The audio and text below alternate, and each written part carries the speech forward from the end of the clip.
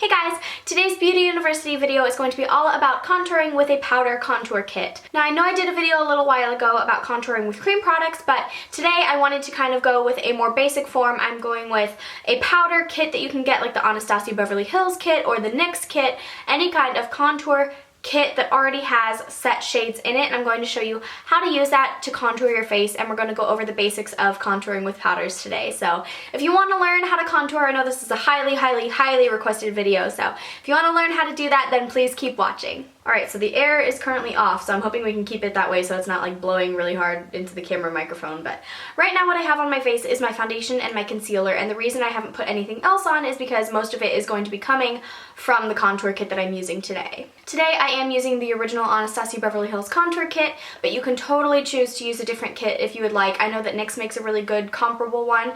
There are a few other brands that have them out there, so definitely do your research and pick the one that you feel like is the best for you, but today I'm using the Anastasia kit. So this is what the kit looks like, and as you can see it comes with some highlight shades up here and then some darker shades that are obviously going to be used for contouring. And since all I have on my face right now is my foundation and my concealer, I'm going to start with a highlight. So I'm going to mix this banana shade here and then this shade right here. These are the two matte highlight shades, and I'm going to run those first underneath my eyes, and that is going to be used to set that concealer. And I want to get that on as quickly as possible after applying my cream product, just because I really want to make sure that it's set and it's not going to be creasing and wrinkling.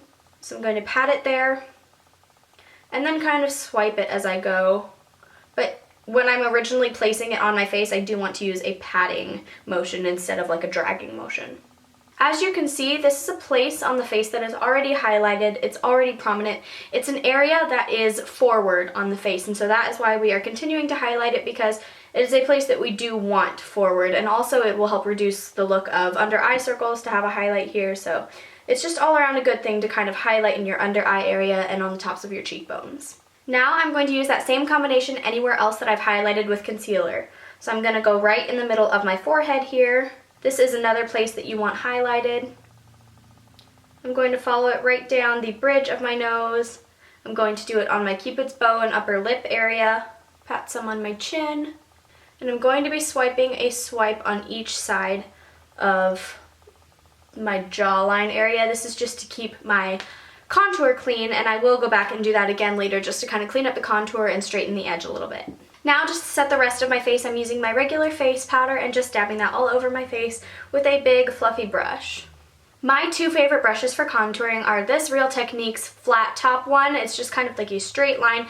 It is the number 301 from the Bold Metals collection, I believe it's called. This is also a Real Techniques brush, but it's from their like lower end line or their more affordable line. This is the contour brush, so it's just a nice small, very tiny circular brush. So I like to use things like this because they will get in there and get a very thin, precise line. It's a lot easier to blend your contour out if it's too straight than it is to kind of work from it being too muddled and try to like slim it down a little bit. So I like to go with something that's going to make a very precise line, like either one of these brushes. Which one you like to use is totally personal preference, but today I'm going to be using the cheaper one. It is the contour brush from Real Techniques original line. Now when you're contouring, the line you want to follow, just line your brush up with the top of your ear here and with the outside of your lip, and that is the line that you want to follow. That is the natural hollow of your cheek, but if it's not naturally where your cheek hollows, that is still where the contour is going to go. So if you don't have a very defined hollow, which I don't because I've got chubby round cheeks, or if you have just a different shape of face, that is still the line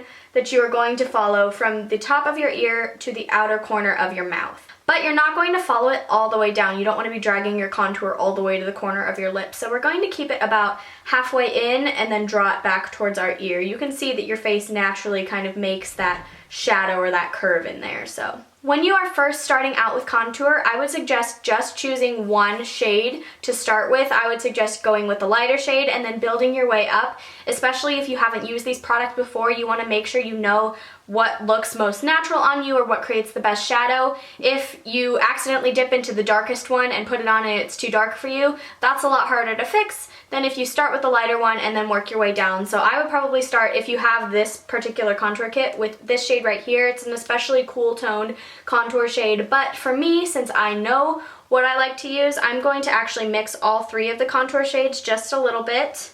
And here's what I'm going to do. I'm going to start at that center spot and dab upward. Alright, now that it's all placed on there, I'm going to work on blending it. So I'm going to use little circular motions up, backwards, I guess, if that makes sense. So I'm going to be starting from here and working my way up. If you drag your contour down, it can make your contour look a little muddy and it can just kind of droop your face down, which is the exact opposite of what we want to do. We're trying to lift the cheekbones, create a more defined shadow, so we really don't want to be dragging our face downwards. Alright, so I'm going to add just a little bit more to make sure that it's really obvious in the camera. So I'm going to just add that by dabbing. That is going to allow the most product to stay on your face, and then you can blend it out afterwards. But if you just go straight in and start buffing it, some of it's going to fly out, it's going to be too blended. So you want to start in that dabbing motion just to make sure that it's placed in the right area, and then work on blending it out with sweeping motions. Alright, so I'd say that's a fairly good starting contour. Now what you want to do is take a little bit of those shades again, and you want to work on your temple area. This is going to balance out the shadow on your face, and it just is the most natural place for there to be more contour. So you're going to want to connect it in this back area here and kind of blend it into your hair. I know it sounds funny, but you don't want a line where your hair is, where it's like super stark white skin. You want to kind of blend it in there so it looks more natural, like you actually have this color on your face. You also want to blend it on the top part of your forehead, but I don't put as much in these areas as I do on my cheekbones. Usually I do my cheekbones, dip it in a little bit again, and then just blend all of it in my cheekbones and then up there. So I don't want to like pack it on these areas because that won't look quite as natural. You want to just kind of use whatever's left on your brush to bronze these areas up here. And I am going to just do one side of my face first to kind of show you guys the difference when I contour on one side and when I don't. So the next part that I'm going to do is optional. This is just, I have a very square jaw and I want to kind of slim it down a little bit.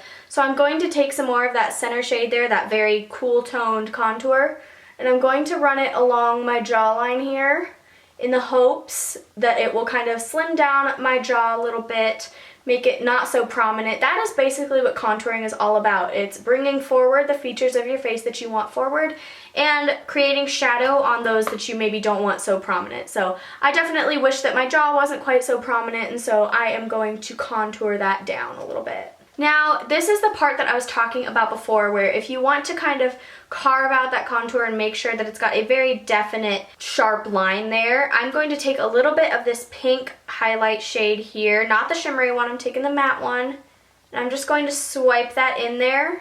It's just going to help make your contour a little bit more sharp, more pronounced, a little more obvious, I guess. So you can do that to the extent that you like. I don't like to do it too much, but it's just an option to kind of bring your contour out a little bit more. So now you can see the difference in my face where I have one side contoured and one side not. Hopefully it's showing the difference in the camera, because in the viewfinder I can definitely see like a massive difference. So I'm going to go ahead and do the other side of my face with the contour, and then we'll move on to the other part of highlighting. So next up is the second part of highlighting. This is an optional thing. If you're not into shimmery things, then you totally don't have to do this, but I love shimmery highlights, and so I'm using Champagne Pop, which mine has cracked, so I can't hold it up too far for you guys, but I'm using Becca's Champagne Pop. This is the collaboration that Jaclyn Hill did with them.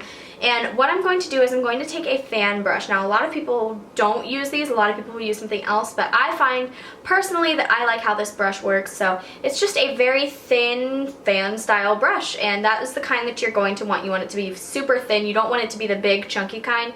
This is a very, very thin brush. And basically you're just going to dip it into your product like that, and then you're going to swipe it along your cheekbones up here. Oh, look at that. It's going to create a beautiful shimmering highlight that's just going to, it doesn't make you look like dewy or anything like that. It just makes you look glowy, and I think that is so beautiful, especially since I have oily skin. It's taken me a long time to figure this out, that I could actually do this and still have this nice glowy skin. But now that I've figured it out, I'm like obsessed. So I'm also going to add some to the very tip of my nose, just to kind of accentuate a little button nose there. And right above my Cupid's bow, so like on the top of my lip here. And sometimes you have to do that part with your finger.